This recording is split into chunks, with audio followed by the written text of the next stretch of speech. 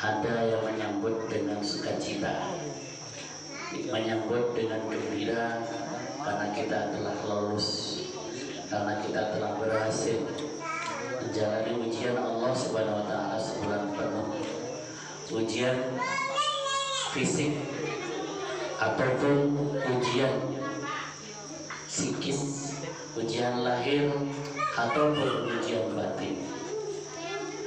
Ujian fisik, ujian lahir berupa tenaga kita, kekuatan kita untuk menahan apa-apa yang dilarang oleh Allah Subhanahu wa taala.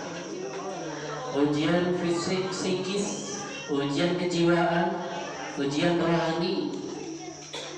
Tentu saja kita telah sebulan diuji oleh Allah untuk menjalani kesabaran, ketabahan. Oleh sebab itu patut bagi kita untuk menghisap, mengkoreksi diri kita sendiri sampai sejauh mana keberhasilan kita di dalam menjalankan ujian ini.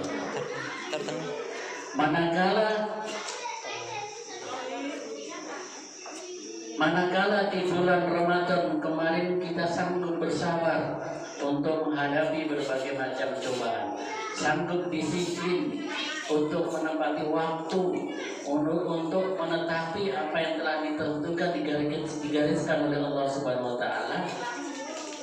Tentu saja setelah Ramadan kita akan tetap istiqomah menjalani seperti itu.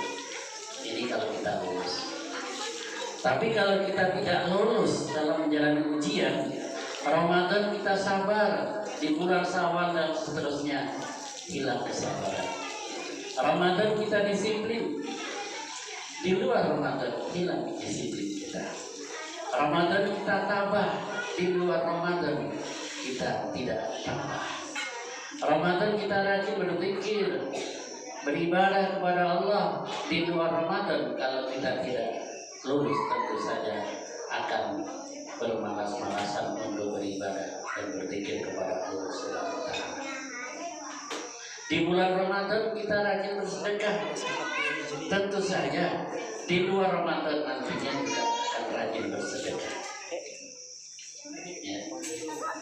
Jadi mari kita ingat-ingat apa yang sudah kita lakukan di bulan suci Ramadan ini. Hendaknya di luar Ramadan kita tetap menjalankan seperti itu, bahkan kalau bisa lebih baik, kalau bisa lebih bagus daripada di bulan Ramadan. Ya. Jadi ini ukuran kita berhasil atau tidaknya di bulan Ramadan.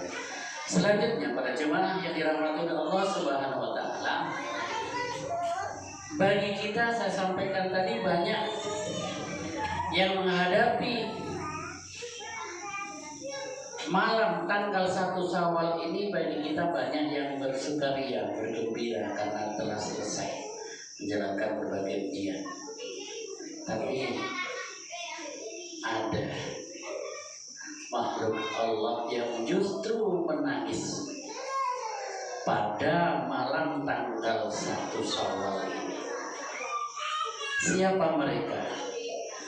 Mereka adalah ahli kubur, penghuni kubur.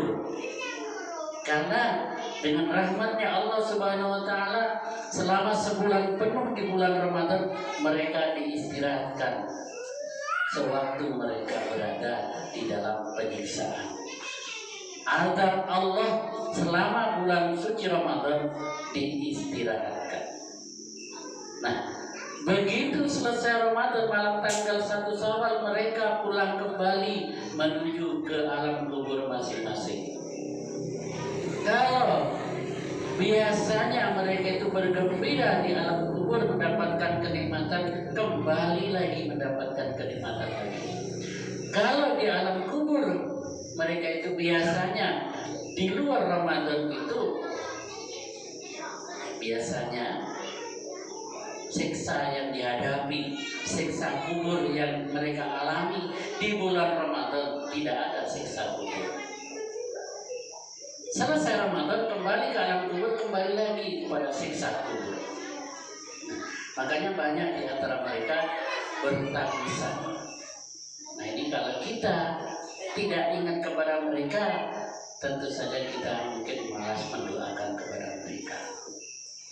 Makanya lepas Ramadan ini, mari sedekah kita lanjutkan sambil kita hadiahkan Fatihah kepadanya, hadiahkan doa kepadanya, hadiahkan pahala sedekah ini kepada mereka yang ahli kubur kita yang telah mendahului kita ini, supaya mereka itu tidak tersiksa kembali. Maka berbahagialah bagi kita yang nantinya kita meninggal, anak-anak kita, keturunan kita adalah anak-anak yang soleh-solehat yang mau mendoakan kepada kita. Itu harapan kita. Amin Allahumma Amin ya Rabbal alamin. Para jemaah yang dirahmati Allah Subhanahu wa taala, selanjutnya mungkin itu yang bisa saya sampaikan pengantar daripada malam tanggal 1 Syawal, dan perlu kita sampaikan juga bahwasanya sebagaimana kita saksikan yang namanya COVID atau musibah ini masih ramai, bahkan sampai sebagian daripada masjid, bahkan Masjid Istiqlal Jakarta belum melaksanakan sholat Idul Fitri berjamaah di masjid, ya, Masjid Istiqlal karena ramainya.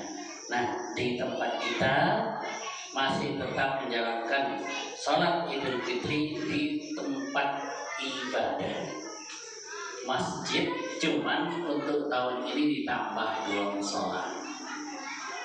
Biasanya kita ke Masjid Nurul Ikhlas, yang sebagian sana Masjid Nurul Iman, sekarang dibagi lagi, ya, untuk RT kita, RT 12 tambah RT 9 tambah RT 10, besok sholat id kita di musola Al-Muttaqin di sebelah Pak Muklason. Jadi kita dekat ke sana, nggak usah ke Masjid Nurul Ikhlas. Tapi kalau yang enaknya ke Masjid Nurul Ikhlas ya monggo, kalau mungkin rasanya kurang hikmat ya. Cuman supaya tidak terlalu padat orangnya. Untuk Masjid Nurul Ikhlas itu RT 13, kemudian RT 5, 6, 7 ya, di sekitar sana. Dan kebetulan karena saya sudah menjadi imam tetap di Masjid Nurul Ikhlas, maka besok saya nggak di Al-Muttaqin tapi di Nurul Ikhlas. Jadi Bapak Ibu sekalian, monggo nanti sholat Idul Fitri di musola Al-Muttaqin, musola dekat Taman Plaza. Kemudian jangan lupa, karena ini juga merupakan salah satu peraturannya, ya, kita pakai masker. Kalau toh memang nggak punya masker, insya Allah nanti ada disediakan. Kalau cukup, ya, maka lebih baik kita bawa. Kemudian cuci tangan, ya mungkin insya Allah kita nggak apa-apa, tapi kasihan para pejabat. Mungkin ada Pak Polisi di sana, kalau ada yang ketahuan tidak memakai protokol kesehatan, mereka yang kena. Ya, kalau kita rakyat nggak apa-apa, ya, mereka kasihan, dan perangkat desanya juga kasihan. Kemudian mungkin ada aparat keamanannya, karena insya Allah akan didatangi oleh aparat kepolisian juga nanti. Insya Allah seperti itu, jadinya seperti itu ya. Jadi mungkin itu. Kemudian yang ketiga, kalau seandainya besok mungkin kita tidak sempat untuk berkunjung ke rumah-rumah, maka saat ini, ya, walaupun kita nggak salam-salaman, mari kita lepaskan dosa-dosa saudara-saudara kita, dosa-dosa teman-teman kita, dan tidak lupa juga saya insya Allah juga mewakili Pak Imam di sini, Pak Wasono, mungkin Pak Ahmad Soleh, selama memimpin menjadi imam di musola ini mungkin ada yang tidak berkenan karena mungkin pembawaannya beda-beda. Kalau saya mungkin yang bawa kopi itu yang manis tapi kental, ya cepat. Ada mungkin yang kalau udah kekenyangan rokok sampai sakit perut mungkin, ya mungkin juga ada mungkin imam yang satu terlalu lembek, begitu sujud kelamaan kayaknya mau keluar karena kekenyangan. Ya salahnya ya kekenyangan, bukan imamnya. Atau mungkin ngantuk, macam-macam pembawaannya beda-beda. Maka mungkin dalam hal ini menjadi berita bahan cerita tersendiri di kalangan makmum atau jamaah. Tapi insya Allah dengan logo kami bertiga ini memaafkan apa yang Bapak Ibu atau jamaah ceritakan, entah itu baik atau tidak, insya Allah kami memaafkan walaupun Bapak Ibu jamaah tidak minta maaf. Yang jelas kami bertiga mohon maaf yang sebesar-besarnya. Mudah-mudahan kita keluar di bulan suci Ramadan ini kembali kepada Idul Fitri, kepada fitrah kita, kembali kepada kesucian kita. Insya Allah kita, ya, insya Allah kita ini menjadi manusia yang bagaikan bayi yang baru dilahirkan, tidak punya dosa. Amin Allah. Amin ya rabbal alamin. Para jemaah yang dirahmati oleh Allah Subhanahu wa taala, mungkin itu saja yang bisa saya sampaikan. Mudah-mudahan seluruh amal kita di bulan Ramadan sampai sekarang senantiasa diridai dan diterima oleh Allah Subhanahu wa taala. Dosa-dosa kita, dosa-dosa orang tua kita, dosa-dosa para leluhur kita senantiasa mendapatkan ampunan dari Allah Subhanahu wa taala. Dan harapan kita, mudah-mudahan kita semakin kuat, semakin istiqomah di dalam menjalankan perintah Allah Subhanahu wa taala. Amin amin ya rabbal Dan untuk selanjutnya kami mohon kepada